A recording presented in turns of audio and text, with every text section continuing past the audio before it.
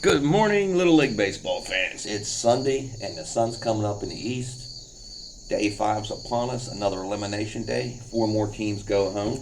The games start early. If you can't make it to church or you can't get your phone hooked up at church so you can watch the 9 o'clock game, watch it at home.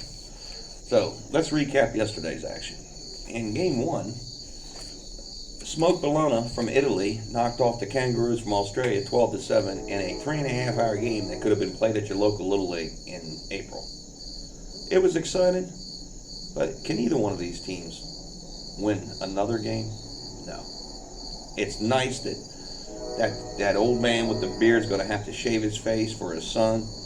It's nice that they win a game and stayed alive, but it's just, come on, man.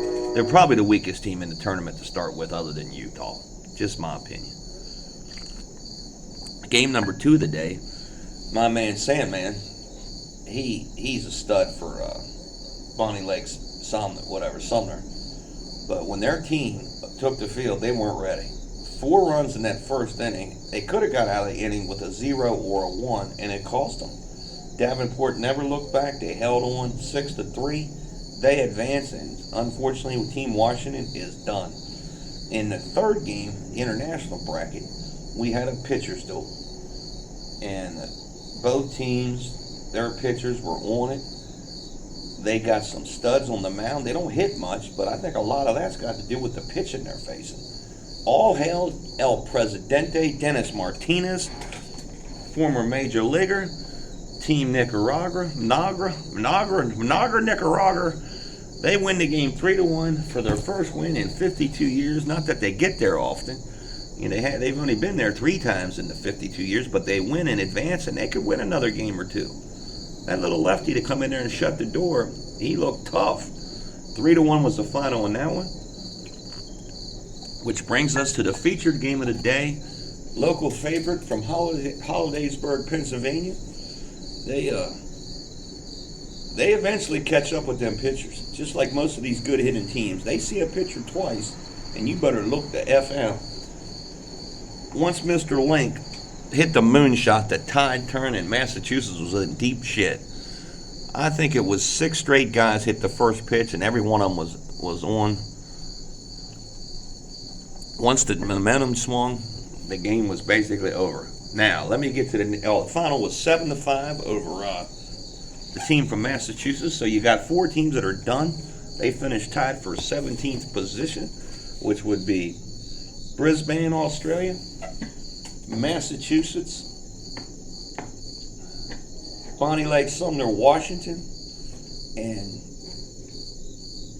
Puerto Rico. Back to school. Today, 4 more teams go home. We'll get to that in the next video. But as far as I got something to say. I've been watching this tournament religiously since the 80s and watching every game since 1996. The year Todd Frazier went was the first time I went to Williamsport, but I watch every game.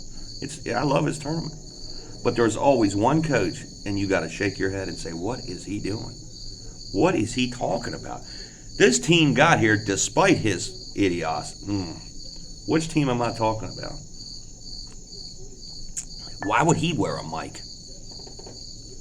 Bro, what are you telling these kids?